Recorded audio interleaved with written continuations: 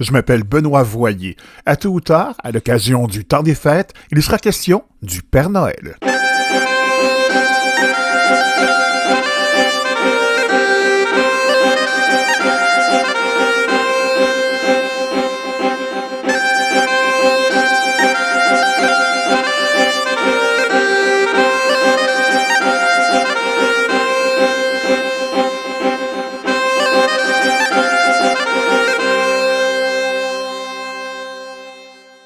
Joyeux temps des fêtes. Je suis content de vous savoir à l'écoute.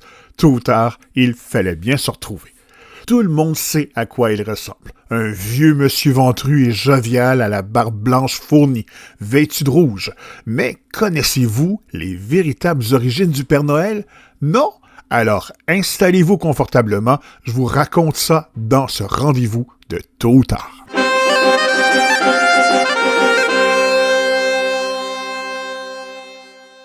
À l'origine, celui que les enfants attendaient, c'était Saint-Nicolas, et non le Père Noël. Né au début de l'ère chrétienne, Nicolas a été évêque de la ville de Myre, située dans l'actuelle Turquie. Très riche, il avait la réputation d'aimer beaucoup les enfants. La tradition veut que chaque année, à Noël, Nicolas passa de porte en porte sur le dos d'un âne distribuer des friandises aux enfants. Nicolas est un saint immensément populaire à l'époque médiévale et à la Renaissance dans toute l'Europe. Quand les Hollandais fondent leur colonie de New Amsterdam, la future ville de New York, en 1624, ils amènent Saint-Nicolas dans leur valise. C'est dans la future métropole américaine qu'il devient Santa Claus. C'est l'écrivain américain Washington Irving qui crée le Père Noël en 1809. Dans un de ses romans, il décrit un personnage qui jette des cadeaux dans les cheminées. En 1881, Thomas Nast, considéré comme un des pionniers de la caricature américaine, dessine pour la prestigieuse revue Harper's Weekly un Père Noël ventru et barbu habillé d'une livrée rouge bordée d'hermine blanche. En 1931, la compagnie qui fabrique les boissons gazeuses Coca-Cola s'approprie le personnage de Thomas Nast. La firme américaine a le génie de faire dessiner à Haddon Sundblom un vieux bonhomme en train de boire du Coca-Cola pour reprendre des forces durant sa distribution de jouets. On veut ainsi inciter les enfants à consommer cette boisson gazeuse pendant l'hiver. Sundblom habilla son Père Noël de blanc et de rouge, c'est-à-dire aux couleurs de la célèbre marque. Cette nouvelle image et la renommée que lui valut la publicité firent du personnage redessiné par Sundblom le prototype du Père Noël que l'on connaît aujourd'hui. Pour la petite histoire, l'âne de Saint-Nicolas est définitivement remplacé par Rodolphe, le reine au nez rouge, en 1939.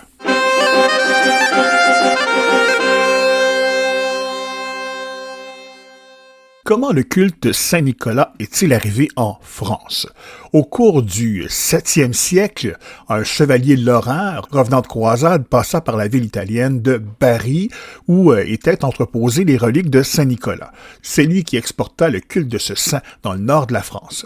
Les habitants du Nord ainsi que la Belgique et des Pays-Bas le célébraient dans la nuit du 5 au 6 décembre. Les enfants attendaient la venue de Saint-Nicolas sur sa mule en déposant leur soulier devant la cheminée ou devant la porte, ainsi que du sucre, du lait et une carotte pour sa monture. Les plus sages étaient récompensés par des cadeaux, tandis que les autres recevaient des coups du père fouettard, tout de noir vêtu. Malgré la réforme protestante qui supprima au 6e siècle la fête de Saint-Nicolas, les Hollandais gardèrent leur Sinterklaas et sa distribution de jouets. Lorsqu'ils s'installèrent aux États-Unis, Sinterklaas se transforma en Santa Claus. En quelques décennies, cette coutume se répandit au sein des foyers de colons anglais. Les familles chrétiennes préfèrent que cette fête des enfants soit associée à la fête de l'enfant Jésus. C'est ainsi que Santa Claus commença sa tournée dans la nuit du 24 décembre.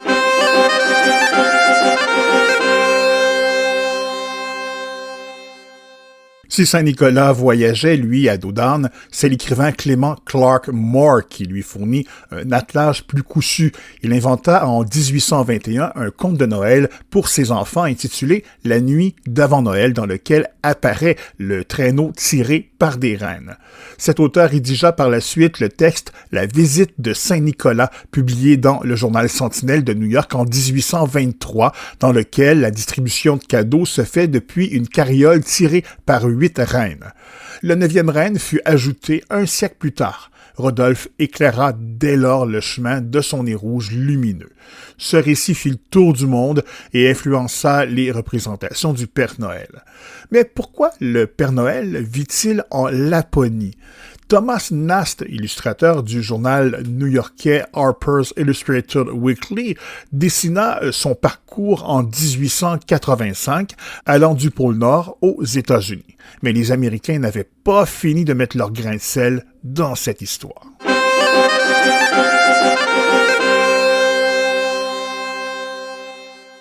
Voici la lecture du conte La nuit avant Noël de Clement Clarke Moore. Moore qui a vécu de 1779 à 1863. C'était la nuit de Noël, un peu avant minuit, à l'heure où tout est calme, même les souris. On avait pendu nos bas devant la cheminée pour que le Père Noël les trouve dès son arrivée. Blottis bien au chaud dans leur petit lit, les enfants sages s'étaient déjà endormis.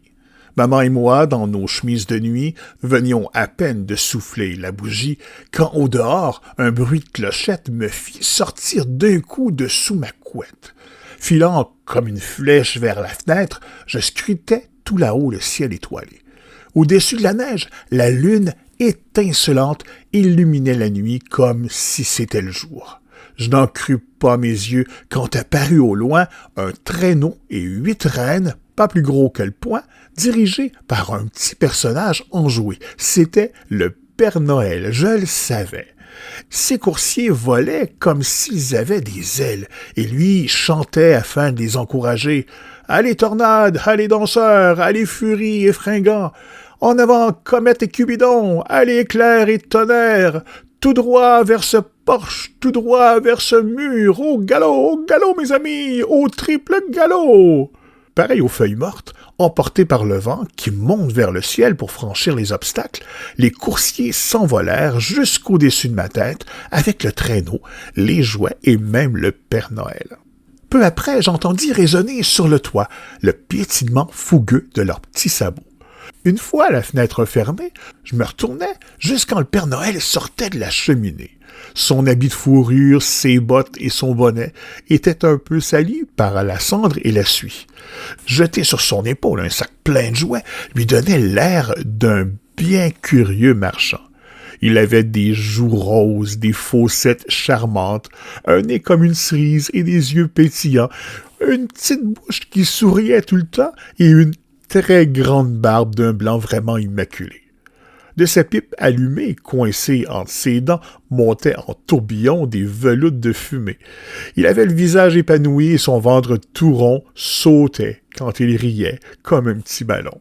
Il était si dodu, si joufflu, si espiègle lutin, que je me mis malgré moi à rire derrière ma main. Mais d'un clin d'œil et d'un signe de la tête, il me fit comprendre que je ne risquais rien. Puis, sans dire un mot, car il était pressé, se hâta de remplir les bas jusqu'au dernier et me salua d'un doigt posé sur l'aile du nez avant de disparaître dans la cheminée. Je l'entendis ensuite siffler son bel équipage. Ensuite, ils s'envolèrent comme une plume au vent. Avant de disparaître, le Père Noël cria « Joyeux Noël à tous et à tous une bonne nuit !»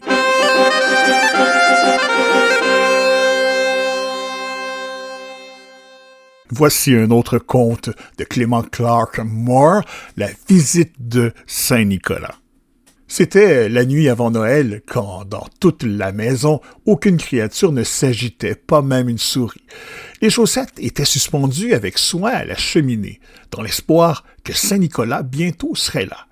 Les enfants étaient blottis bien douillettement dans leur lit. Des visions de friandises dansaient dans leur tête. Et maman sous son fichu et moi sous mon bonnet, tout juste installé pour un long roupillon hivernal. Quand dehors, sur la pelouse se produisit un grand fracas. Je jaillis hors du lit pour voir quelle était l'affaire. Vers la fenêtre, je volais tel un éclair, arrachant les rideaux et jetant les embrasses.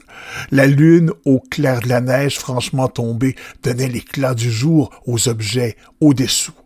Quand devant mes yeux émerveillés apparut seulement un traîneau miniature et 8 minuscules rennes, avec un petit conducteur, vieux mais vif et plein d'entrain, je sus en un instant que c'était Saint-Nicolas. Aussi rapide que des aigles, ces coursiers bondissaient, et ils sifflaient, et ils criaient, et les appelaient par leur nom. « Bien tornade, bien danseur, bien furie et fringant, allez comète, allez Cupidon, allez tonnerre et éclair, en haut du porche, en haut du mur, maintenant filez au loin, filez au loin, filez au loin tous !» Comme les feuilles sèches volant devant l'ouragan, quand elles approchaient d'un obstacle, montent dans le ciel, au-dessus des toits des maisons. Les coursiers volaient, emportant le traîneau rempli de jouets, et Saint-Nicolas avec. Et alors, dans un tintement, j'entendis sur la toiture le sautillement et le trépillement de chaque petit sabot. Comme je rentrais la tête et me tournais, hors de la cheminée, Saint-Nicolas sortait d'un bond. Il était vêtu tout en fourrure de la tête aux pieds, ses pieds maculés de cendres et de suie. Un sac de jouets jeté sur son dos, et il était comme un colporteur ouvrant son sac. Ses yeux comme ils pétillaient, ses fossettes très joviales, ses joues comme des roses, son nez comme une cerise, sa drôle de petite bouche était dessinée tel un arc, et la barbe à son menton était aussi blanche que la neige. Le tuyau d'une pipe qu'il serrait entre ses dents et la fumée qui entourait sa tête telle une couronne. Il avait une large figure et une petite bedaine ronde. Quelle secousse quand il riait, comme un bol de gelée. Il était potelé et rondouillard, un authentique vieil elfe jovial. Et je riais de le voir en dépit de moi-même. Un clin d'œil de sa part et un hochement de tête bientôt me firent comprendre que je n'avais rien à craindre. Et il ne dit pas un mot, mais alla droit à son affaire, et remplissant toutes les chaussettes, puis tourna brusquement, et posant son doigt sur son nez, et saluant de la tête dans la cheminée, il remonta. Il surgit sur son traîneau, sifflant à son équipage, et au loin, ils s'envolèrent comme le duvet d'un chardon. Mais je l'entendis s'exclamer avant qu'il ne disparaisse hors de vue. « Joyeux Noël à tous, et à tous, une bonne nuit! »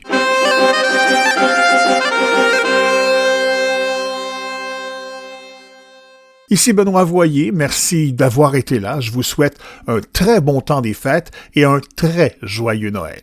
N'oubliez pas, si vous êtes gentil, le Père Noël passera sûrement chez vous tôt ou tard.